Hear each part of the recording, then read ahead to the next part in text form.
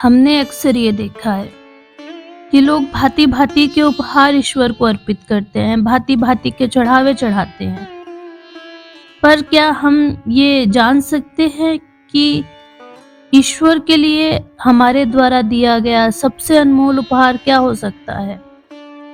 यह विचार हमें यह समझाने का प्रयास करेगा कि मनुष्य का प्रेम ही ईश्वर के लिए सबसे अनमोल उपहार है। यह संसार और उसकी समस्त सृष्टि इस उद्देश्य से रची गई थी कि मनुष्य अपने व्यवहार और कर्मों के माध्यम से यह सिद्ध कर सके कि वह ईश्वर के प्रति अपने प्रेम को कितना सच्चा और निस्वार्थ बना सकता है।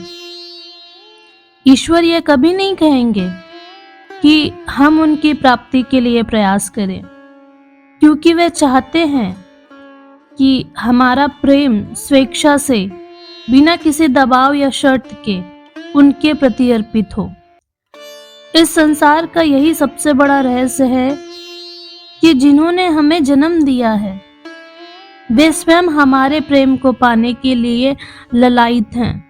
मनुष्य का प्रेम ही एकमात्र ऐसी वस्तु है जो ईश्वर के पास नहीं होती, जब तक कि हम उसे स्वयं अपने हृदय से उनके प्रति अर्पित ना करें।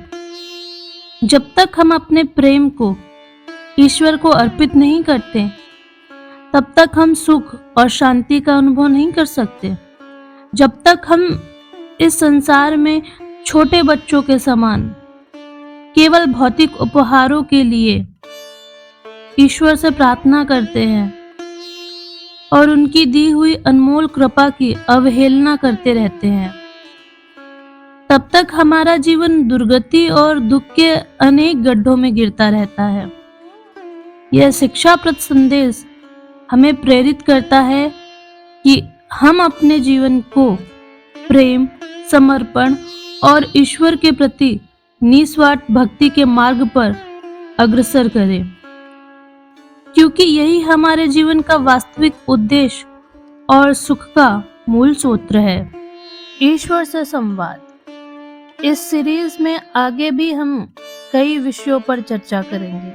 हम जानेंगे उस विधि को कि किस प्रकार से हम ईश्वर से संवाद कर सकते हैं। तो कृपया करके आप सभी लोग इस चैनल को सब्सक्राइब कर लें